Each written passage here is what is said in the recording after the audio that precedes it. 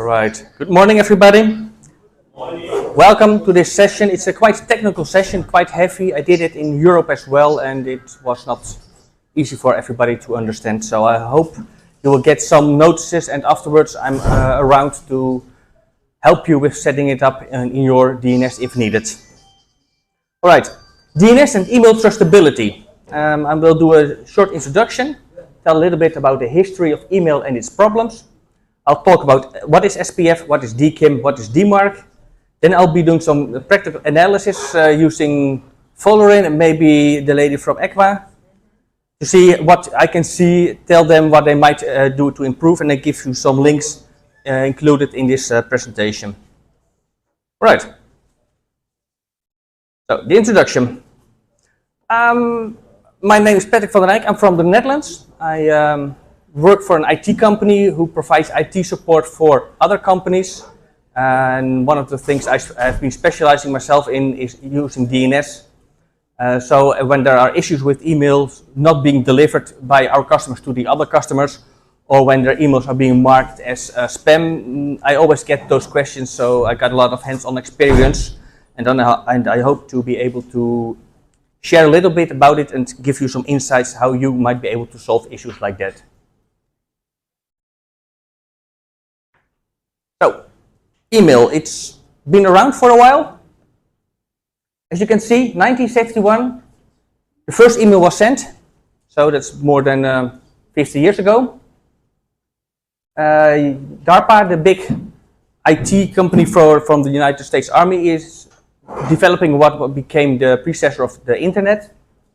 And then in the end of the 80s, starting of the 90s, at least in Europe and Americas, the internet became more global, became more accessible for the people. First started at the universities, and then it became for the households. I still remember the time in the Netherlands in the 90s, end of the 90s, they were sending out email free CDs you can use to install software to dial into some companies so they provide access to you. And then 2007, I think most of you were born that time, it's about the iPhone started, and that was the start of the mobile devices using internet and email. So it took a while to get off, but then it went on and on and on. But so what are the problems we are running into currently with email? One of the things is spam. I think every one of us has received emails, and especially in Europe, sorry to say this guys, but they don't like me to be here because they are afraid that the emails from the Nigerian princess will be delivered in the future. You know what I mean? I hear some people laughing. All those spam messages about, I'm a prince, I got some money, but I need your help. I got some pills you want to have so you get a good life. All those emails are spam, you know those ones. Other things, currently less, but still, viruses are being delivered by email, either directly as an attachment, or when you click on a link in the email and then you will get viruses as well on your computer. Another thing, which is getting more and more important, are the phishing emails. People are trying to get your information, your data, want to know who you are, what is your email address, what is your login account, what is your password. So because if I have your email address and your password, I can pretend to be you, and then I can send emails to other people, but also if I have your login credentials, because often your email is the same for your company or your organization, then I can try to log in remotely on the system and then try to get some data off that system. I'm not allowed to, but I'm still trying. So there are a lot of issues.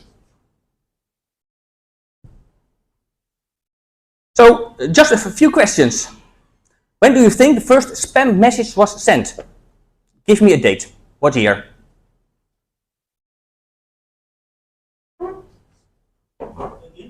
In what year did you think the first spam message? It's on the NAS already. In what year do you think the first spam message was sent? 71. Nope. A little bit later. I hear another date? Way before 2000. Even before, just I was born. 78. That was the first spam message. So since then, people have been sending emails to other people trying to sell things or to advertise things, and people are not interested in. When do you think what was the first big mailworm? That's an email which automatically sends emails to all your contacts. So as soon as you open it up, it's messing up all your email systems. Guess which year? A little bit later, 2000. It was the I love you virus. And after that one, it was the Kunikova, the famous, beautiful looking tennis player. I remember the time working. Alright, I hope it will work. The origin of spam. Anyone guess what might be the origin of spam?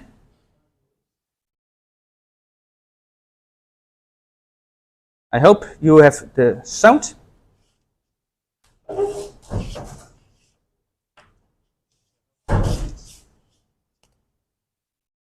One moment.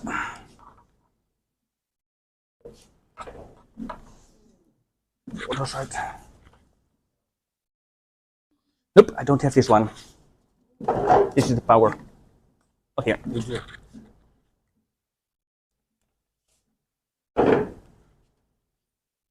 Oh, now I lost my color. There it is.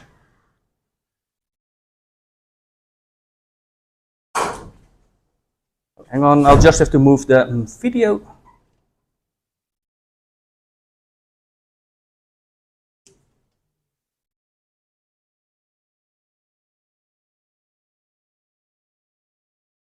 You're getting sound?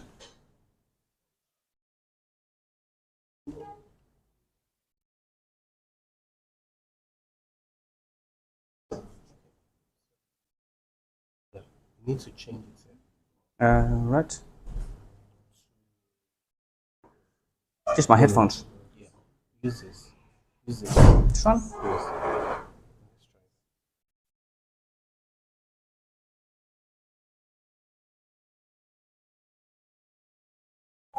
Oh, that's painful. Speaker. You Yeah. need to change. This one.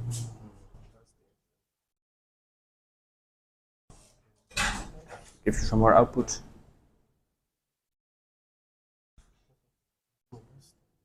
Should be here.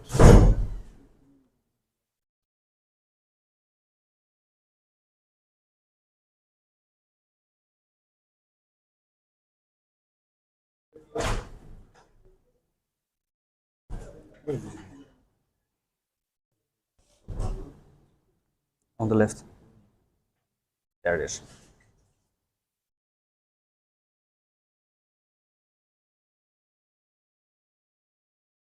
It's out. Yeah. Just gonna try to lift a little bit more.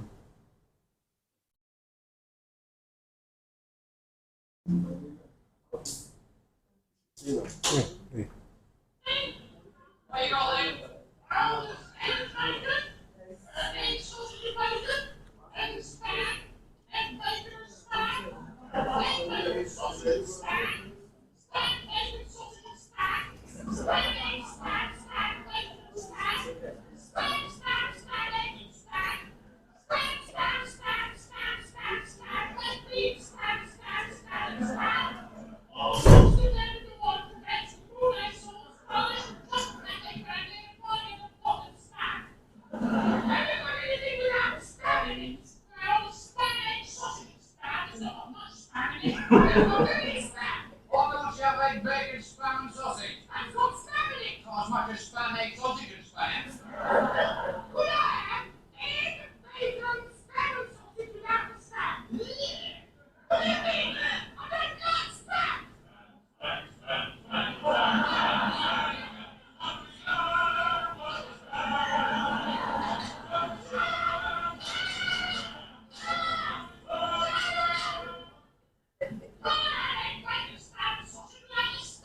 Why not?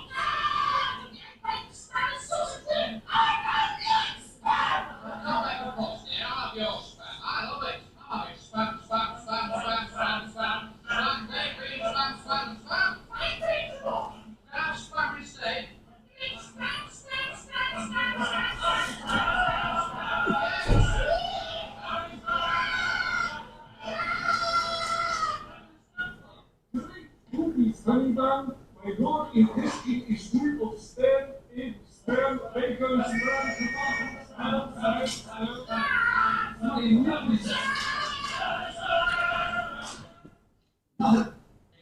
Recognize this one?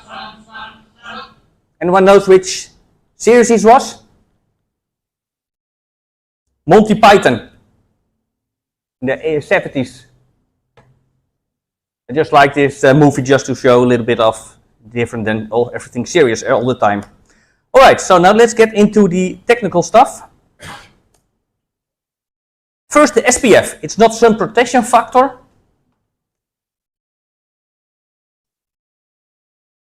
It's a sender policy framework. It is an idea of allowing you to put in your DNS to tell which servers on the internet are allowed to send emails on your behalf of your domain.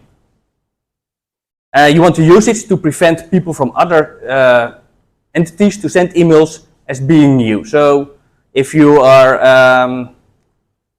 the Nigerian bank, you don't want to be, you don't want someone in China to send emails to you customers telling you, please, you have to change your password, log in here. So people just log in and they think it's from the bank, so they type in the account credentials and now I can get your money. So that's one thing you can do. There are some limitations in this ID. People need to set it up. You need to maintain it, otherwise the Nigerian bank gets a new server somewhere else, they forget to change the settings in your SPF record, and then the emails from the new system are not being accepted as valid emails through from your Nigerian bank. So it takes some maintenance as well. There are also some technical limitations, but I'll talk about it later. So that is the one thing you can do. It has some kind of various parts. It contains an ALL, an IP4, IP6, an A or MX. So there are all kinds of parts in an SPF record which helps you as an administrator of your domain to specify which servers, which websites, which services are allowed to send emails to you. And you can say a plus, a minus, how do you call this wiggly thing? A tilde? It's like the minus, but then it's a snake thing like, yeah, that kind of thing, yeah. So there are different modifications you can use. And it should contain some things, and this is just the basic technical stuff, how it should look like. And I'll give you some examples. Oh, go back. All right, so the basic one, the first one is SPF1, V equals SPF1. That's the basic starting point of every SPF record. Minus all means if it doesn't match, don't do it. So this one says no one is allowed to send emails as this domain. So this is not very useful if you want to send emails. But if you have a domain like nigerianbank.ng and you have nigerian-bank.ng and you want to use only the first one to send emails from but not the second one, you're going to use this SPF, V equals SPF1 space minus all for the nigerian-bank.com to prevent people to send emails as if they were from that second account in the alias. Alright, so the second one, that's a bit different. It says, alright, V equals SPF1 because that's always the start. A plus A and then question mark all. That means only the website of the domain is allowed to send emails. But if it comes from somewhere else, feel free to do what you want. So that's not very useful, because then as the receiver you still have to decide, is it valid, is it not valid, what am I going to do with it? Personally, I always say if you are the owner of a domain, be very strict. Say if it doesn't match, just drop it. You might run into issues once in a while if marketing or HR or whatever department is doing some things, and they suddenly start using a new service to send emails. Those emails will not be received or will be marked as spam or as put in your unwanted email because you did not put their settings into the record. The next one says V equals SPF1 space include semicolon. Oh, I made a typo over there. spf.protection.outlook.com. This means only email from Exchange Online, the Microsoft version, is allowed to send email as nigerianbank.com. All other emails which are coming from the world, which are not in the record published by Microsoft, are not allowed to send emails as nigerianbank.com. You get it? Yeah, all right. And the last one, it says MX. MX is the DNS term to say mail exchange. So this is the mail server. So this is says mail is allowed to be sent from my incoming mail server. And if it's from somewhere else, the plus, you have to allow it, which is also not secure, because then someone in China or in South America or in Europe is able to send emails like nigerianbank.com. You don't want to that kind of thing.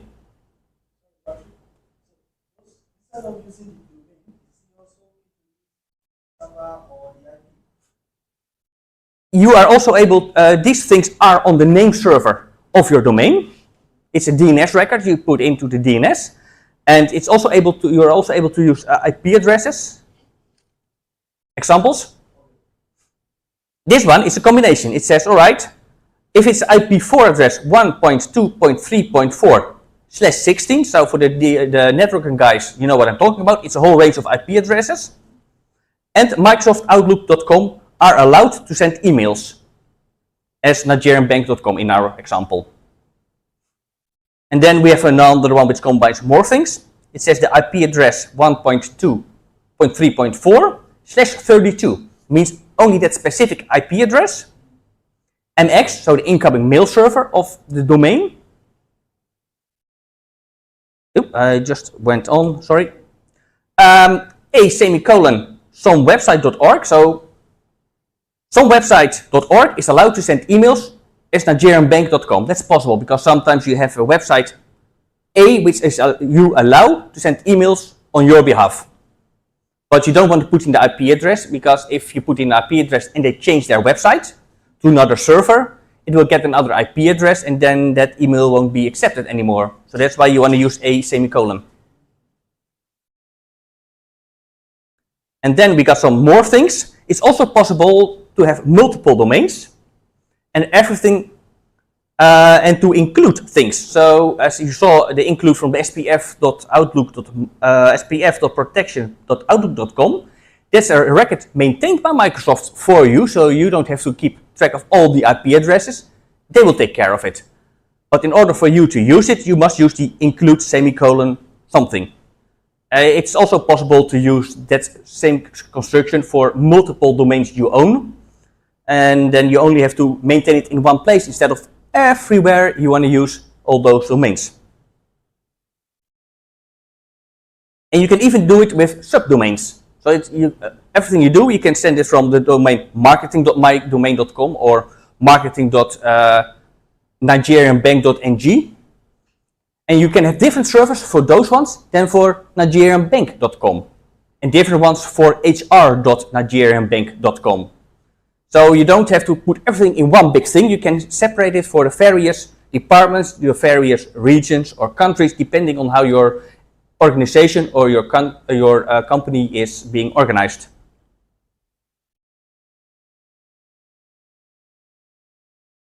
So far, it's technical, I know, but you get the idea?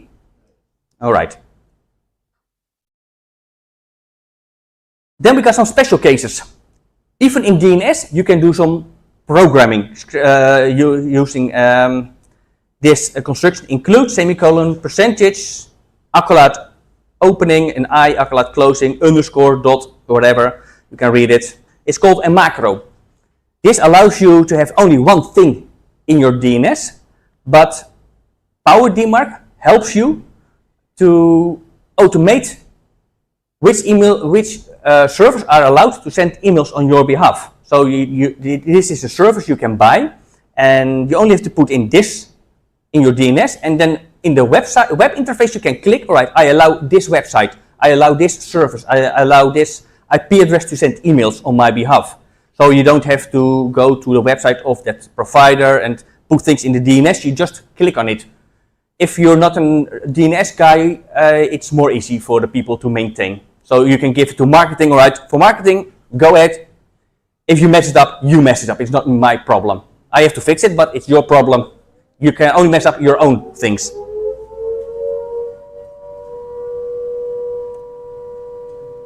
So the next thing, DKIM. which is short for domain keys identified mail. Alright, the idea of DKIM is that the sending email server is using some kind of signature to prove to the receiving email server that the email is trustable. It's just like using a signature seal. You know what I'm talking about in the past when the kings were putting an edict and they used their seal, some kind of wax, and then they put their sign in it to prove it's their stuff. So that's the idea, that the mail server puts in some kind of digital sign to say, this is really me. But how do you know that what I put in is really me and that I'm allowed to? So that's how DKIM is working.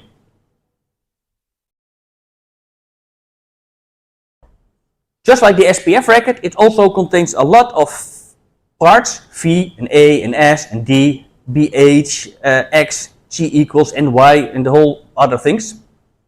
And you use it like a tag equals value semicolon. So it's just the example below, it just gives you how it should look like in the DNS. I can read it, I can tell it, but you can read it yourself. And just like the example, as I said, the signage ring allows you to say, this is really me, because you are the only person with that ring. So, the basic thing should look like this.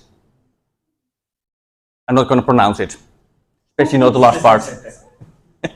But anyway, every DKIM record has the same construction. It starts always with V equals and then DKIM1, capitalized.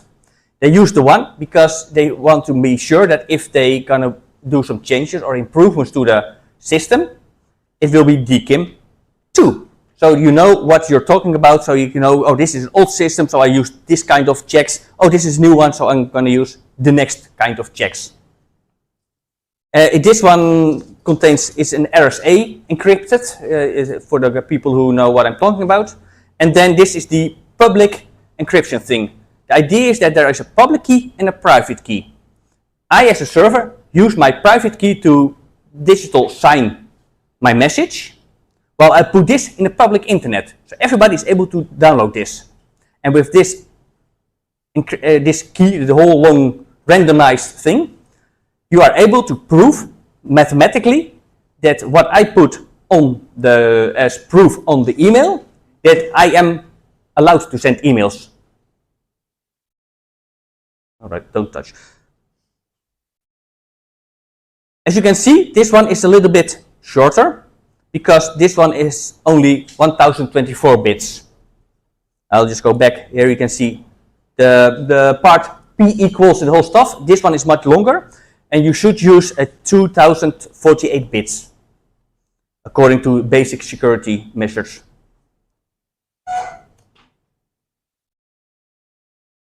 This one also contains some n equals something, and which is also used to do some additional mathematical computation on your message, on your email.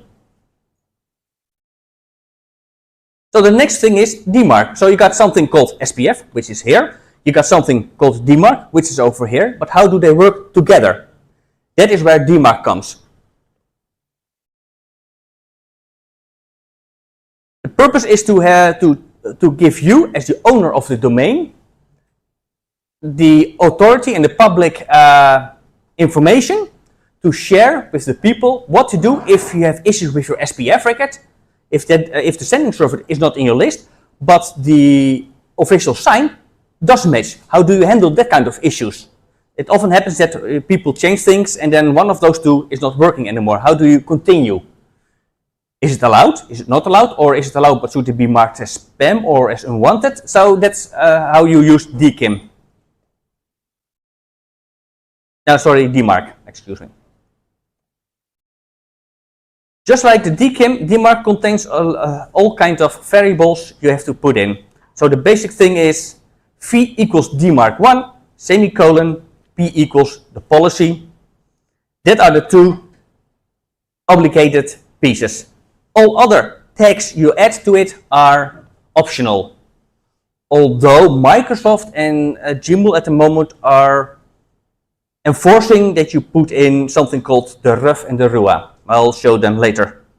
So they're according to the standard, it's not needed, but the big mail companies do require you to have those. So the basic one is says fee equals DMARC 1, policy is none. Meaning, if there are any issues with SPF and or DKIM, do whatever you want with the email. I'm not telling you to accept it or to reject it. It's up to you what you want to do with those emails. If you start with DMARC, this is the way to go. Otherwise, you might have valid emails being rejected. You also have the policy called quarantine, which means mark this one as spam, but put it into the spam folder. So the email will be received, but it will be in your spam folder. All right? And then you, as the owner of the domain, can also say if there are issues with the email regarding the SPF or the DKIM, reject the emails. This is the most secure thing, but also the one which might cause some valid emails not to be received.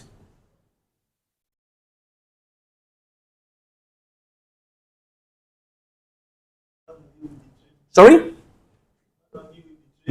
Yeah, I thought, I don't know if it's... You got all kinds of spam filters, DMARC, one of the things... If one of those things are not set up correctly, you're not going to receive emails, you're going to receive too much emails, some of your emails are not being accepted or are being marked as spam, so it's all things work together for the good.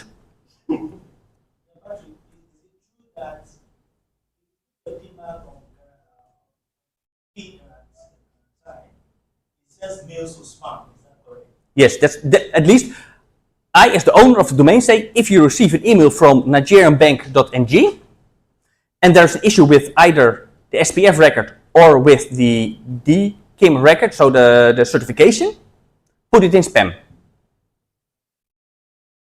It's up to the receiving server how to handle it, but I tell them you have to put it in spam. But I can't enforce it. I cannot control the receiving. No, I only can say if you receive an email from nigerianbank.ng and you don't trust it, put it in spam. That's what I, as owner of Nigerian Bank, can say. But I cannot enforce you, as here I send you a letter and I don't trust it, just open it up. It's up to you. Or you can say, I don't trust it, I throw it away. You decided, but I tell you, this is my guidance regarding emails from my domain. The advantage of using quarantine is that the emails are still being received, so they might be analyzed in case of issues. So then that's what we're going to do later with Valorant's domain, probably. You're my victim. So it's also possible to add additional things. As you can see, this is a two-liner DNS record. It's a whole record. It says, all right, reject the emails. And the percentage is 50, so 50% of emails from my domain are sent to you. You have to check. The other 50% ignore. You might want to do it if you have a lot of emails sent, so you don't overrun receiving people. So now next we get the RUF and the RUA. RUF means received. It's for the faulting messages. You send an email to somemail@mydomain.com. And the RUA means for the aggregated messages. This allows you as a receiver to notify me as a sender of the owner of the domain. All right, I received an email from this IP address to this domain from your domain, and it's not valid. That's the RUF. So as soon as you receive an email which is not valid, I tell you, if you want, you can send a faulting error, a faulting message to somemail@mydomain.com. And then I also tell all the mail servers in the world, I'd like to receive all the aggregated, so the summary of last day of emails you received from my domain. And you can send it to othermail@mydomain.com. So I will be receiving emails from you and from Gmail and from Outlook telling me, all right, this server has sent emails as nigerianbank.ng and they were good. And this IP address was good. This IP address had issues. Sending this email was a good IP address, but there was an issue with the signing. And then, based on what you receive as the domain controller, you can take actions. For example, update your certificate on the sending server. You can change settings on your DNS records to allow IP addresses to send email as nigerianbank.ng. It's also possible to have one central domain receiving address, even though I'm not using that email address, that domain as sending email. So it's possible that nigerianbank.ng, all the messages from them, which are reports, can be sent to some other site.org. But then you need to set up on both domains some things. It's it's something you don't see often, only with the big national and multinational companies which own more than one domain. Otherwise, you might have to run into issues with aliases on your email boxes or have multiple mailboxes for the same thing, which might clutter your efficiency. So now, I need following. Okay.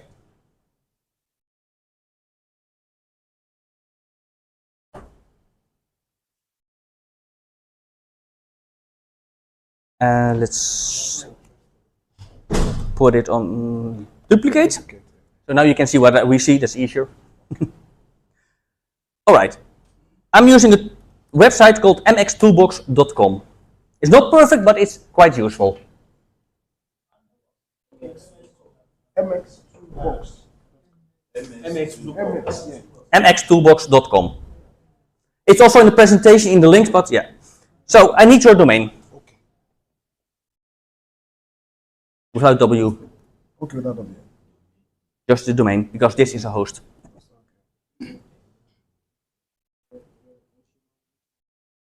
Alright, so now we're going to see what is the receiving mail server.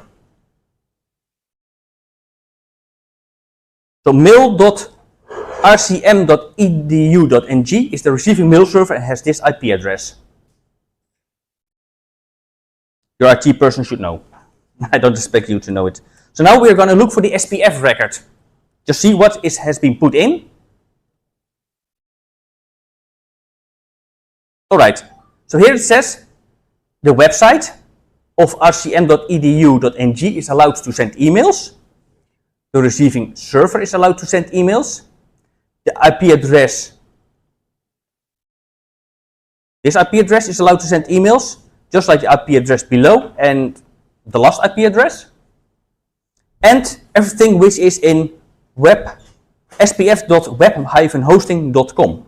So probably your website is at web-hosting.com.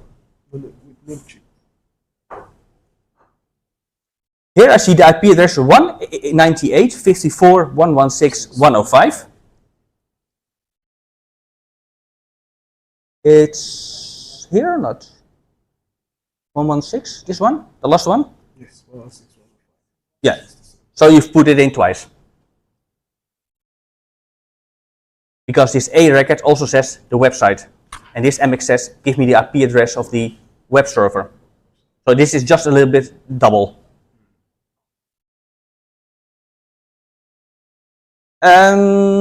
There's also, it's below you, it has a red cross, usually not good. It says DMARC policy not enabled. So let's have a look at the DMARC record.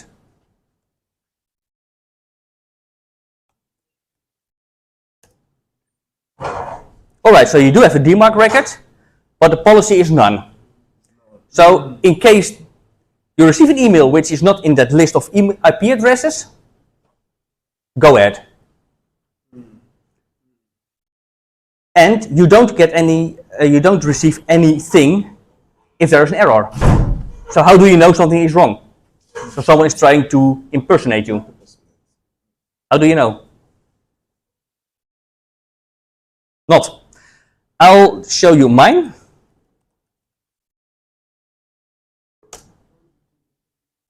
So, I've put in reject emails which are not valid.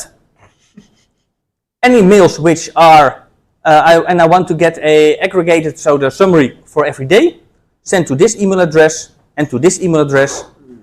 And I want to have the errors which will be sent directly instead of once a day to that address and that address. So I know, I can know there are issues. But the question is, what do you receive? It's nice to receive some things, but what do you receive? Yeah, right, I'll show you. So that's, you will be receiving emails like this. Sorry, need to start my Outlook.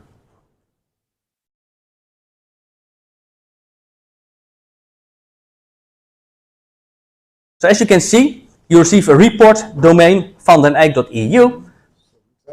So someone sent an email vandeneijk.eu to a google.com domain. And it contains a zip file. And if you open the zip file, it contains a regular text file, which is an XML file. I don't think many of us likes to read these kind of things. So people have created programs, either you can download on your computer or there are web services you can use to send emails to. Like, as you can see on my, here, I use a tool called Kevlar.io to send all those emails with the XMLs. This website, Kevlar.io. Kevlar.io. I for ink and O for input output. Yeah, before I will. Kevlar. Kevlar. Kevlarr. So I use that service to receive those emails, convert those emails into some visual things. So it will give me the summary. I don't have to read all those XML files myself. And depending on the amount of emails you send and how well it has been configured, you might receive a lot of messages containing errors or just daily messages. Yeah, I received 50 emails from this one and 5 from this IP address, and they're all good. Let's see, where's the browser? So I'll show you the tool.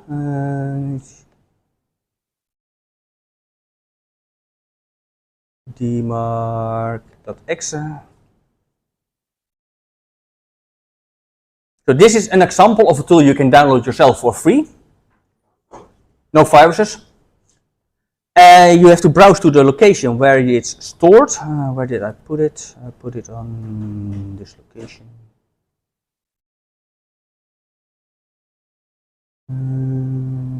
Should I have to browse to it?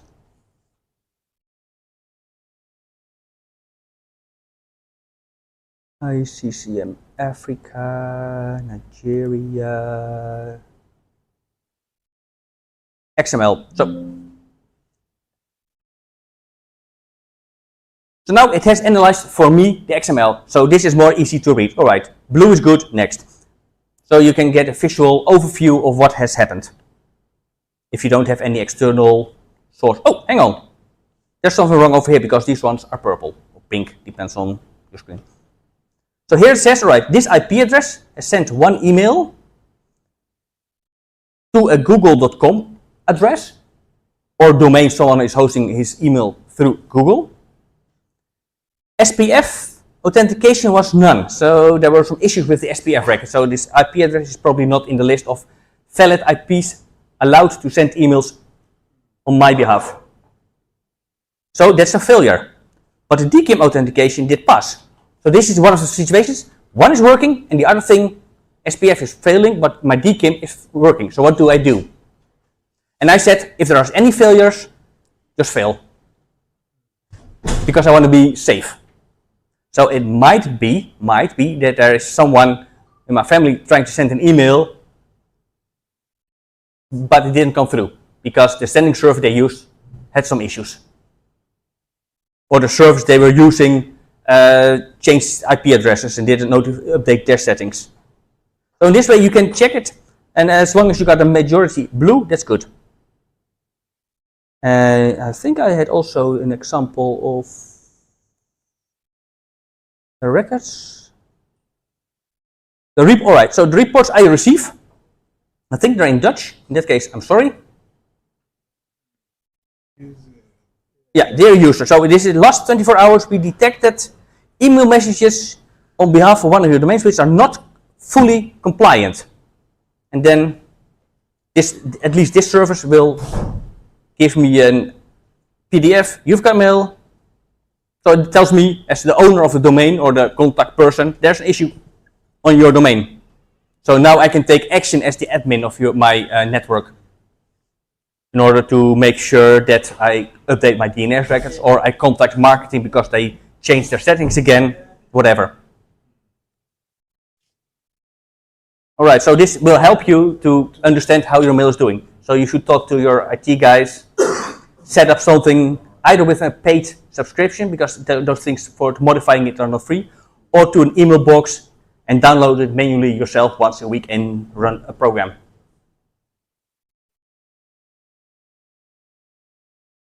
You want to try? May I try yours? Alright, we'll talk later. You want to try? Go ahead.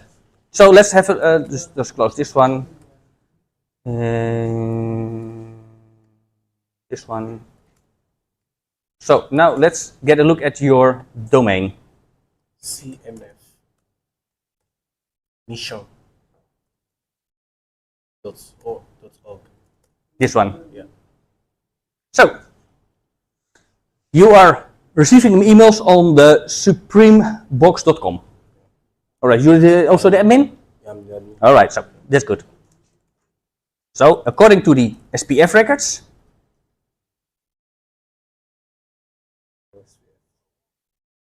Also checked. no SPF. Yeah. So everybody in the world is allowed to send emails. Okay. And as you can see, there's also a red, two reds even. SPF record published, no SPF record found. That's the first one. And the second one, DMARC quarantine reject policy not enabled. So you might have a DMARC record, but what is it doing? I wonder if you have the RUF and RUA set up. Just like following, you set it up because you need it last year already. This is the basics, done. But because it says none, everybody has to decide by themselves, what am I accepting as mail from CMF mission.org. Do you have DKIM enabled on your sending servers? I don't think so either. We'll have a look at your DNS if you want later on. So these are basic checks you can do in order to make your email more trustable.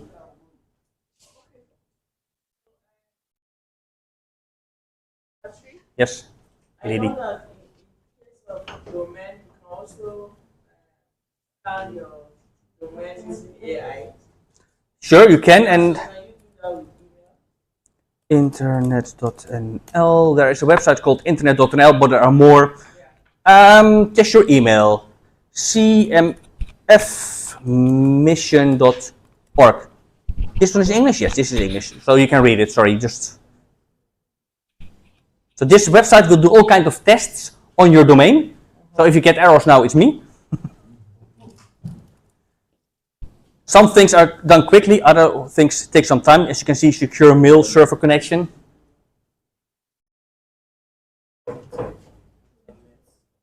Now this is running on the internet, so it's not running on my computer going to your server. This is just a website telling them, all right, this is the domain. Just do the email testing tests. All right. Not too bad, but it's not 100%. So it's not reachable by IPv6. Some people consider it an issue, other people don't. You don't have DNSSEC, so secure DNS enabled, which is also another way of preventing man-in-the-middle attack. So me doing, say, I'm the guy, send emails to me, instead of the original email server. It doesn't have DMARC, DKIM, and SPF set up correctly, as you already saw. And your mail server does not use start, TLS, and DANE. So there are some more things you can use to improve your email receiving and sending settings.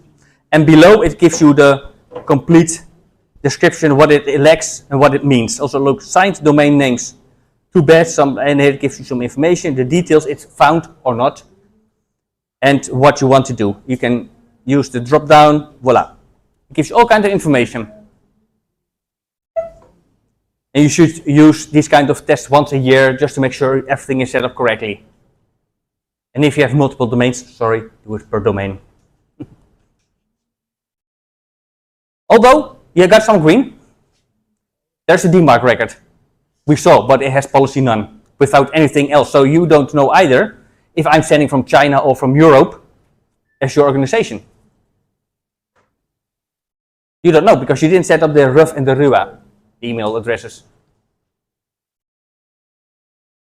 And this is so it continues with all kinds of technical stuff. I don't mind talking to you later on, or in a small group talking with people. So as I said, this is quite a technical thing. And just to finish,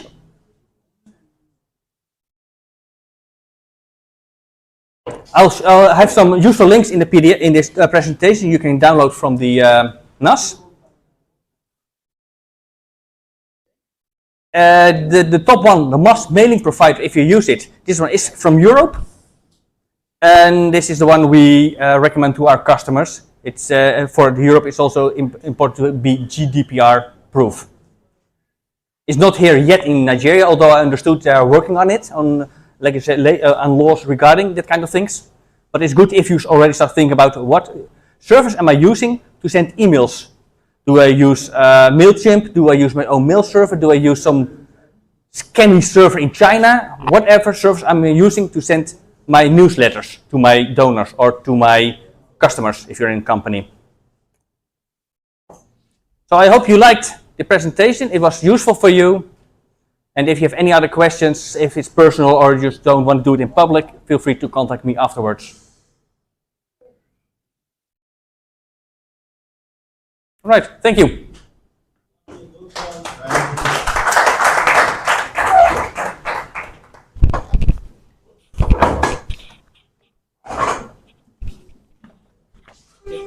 Thank you.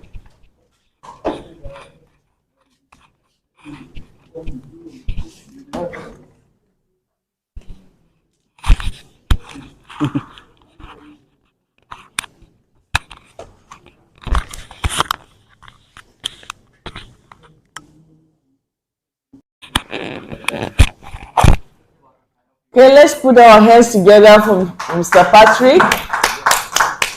Thank you so much, Mr. Patrick, for the presentation. I think he gave us opportunity to ask questions, and is it that we didn't understand what he presented? Because there are so many things there we should have raised questions. I was raising questions as well. Oh, okay. Yeah, so we are all clear, right? There are some food you need to digest. Oh.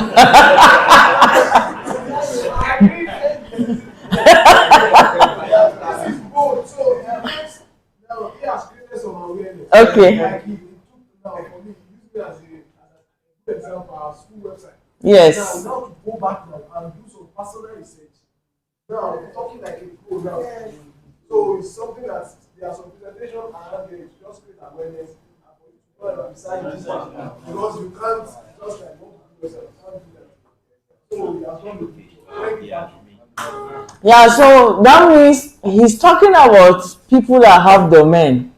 If your email is from your domain, that's basically, and you're the one managing it. So that's so I was exactly. Sorry, maybe you can still come up. What about emails connected to Google? That is it. That's the question. So, Mr. Patrick, please, can you? We still need you. How do we handle spam emails in Google? That's what I was expecting you people to ask. So we are borrowing space from Google. Like you have your Gmail Gmail, accounts. your Yahoo, and everything. Also, please, Patrick, how do we that's my fear. You don't do all of this. The right emails. What I was talking about is you sending emails and preventing people to misuse your domain to do some harm, either to get some phishing mail or to get some spam. If you're talking about receiving spam, there's some options. You might want to use a spam filter. If you have your own domain server, like my friend over here for CMF, they have their own server, so they are responsible to have a spam filter in front of it. But if you have your own domain, for example on Gmail or on Microsoft.com, those companies already do a lot of things to prevent receiving emails which are spam. But also you can mark those emails as spam, and then their systems will automatically use those emails as examples. But sometimes it's just spam because it's a valid domain someone just bought yesterday. Then it's hard because it's a valid domain, it has set up correctly, and then it's up to the big companies like Microsoft and Google to decide, do we trust these guys or not? If many people in a short time just mark those emails as spam, it will be marked as spam for the future and won't be received anymore or after a while. So it's up to you as receiver to also apply it. Another thing might be that you contact the owner of the domain and say, I received emails from your domain, especially if it's from a university. I received last year an email, a spam, from a university in Colombia, I think. So I just went online, I checked the settings of their network, I found out what's the contact address, and I sent an email to that contact address on this date. I received a valid email, it has been sent through Microsoft, it has the valid settings. It looks like this account has been hacked. And then later on they gave me a reply, thanks, we're working on it. So that's a way you can help the sending party. But if you receive 50 spam messages a day, I don't expect you to track all those things, just mark them as spam in that case. Yeah. All right. I think what you're also saying is that we're not replying, chatting with the people sending the spam messages. Chat directly with directly to the admin of the maintainer or the technical guys of the domain. Yeah. Because if the domain has been hacked, I have an experience with that. I manage a number of websites. So on the admin email, there was a mail from the hosting platform. It's what's the name again? A Namecheap. Yes. So I got a mail from pretending to be Namecheap, telling us that, oh, you need to pay this amount so that we don't take your domain off. But I know that the domain is still active. It's still till December or thereabout. So I had to go to the admin board of Namecheap, chatted with the customer service, and then they told us that, oh, there is nothing on that. It's a spam. So that was why I told you, don't bother, just ignore it. Yeah. I think one other way to know is because we also used Google before we move into Namecheap, is that once you get such email, just check at the email sending it. That's where yes. Once you see that it's not, yeah. Even though there was a time they sent one, I was so scared. They even sent a chain address that we was supposed to amount. You know, and crypto now, nobody, once you pay, don't law. So we have to, I just look at the email, I said, no, this is not for me. So they do that, especially, I don't know, maybe it's because Namecheap is cheap. We have a lot of there are a lot of guys using WordPress on Namecheap. So WordPress, sorry, he also mentioned that we should be careful so that we don't also the good emails. A lot of times, good emails will go to spam. So just call it not spam. And the system will pick it up. Just click not spam. I want to ask On Gmail, on that email, you know it's original. We cannot find everything. Yeah, I think prayer part. oh, sorry. At lunch, just come to me. Prayer part. Oh, they changed it. Okay. You don't have your details. No, I don't have the update. That's it. I sent one. But 12:30 is not. Yeah, this quick server is a provider in Nigeria now. Quick server, Q server. Mm-hmm. We used to get our domain there. Yeah. But I tried to test in the internet.net now. In fact, they said it's doesn't appear on the. We'll have a look at it later together. All right, sir. Okay, thank you. It's easier. Yeah, thank you.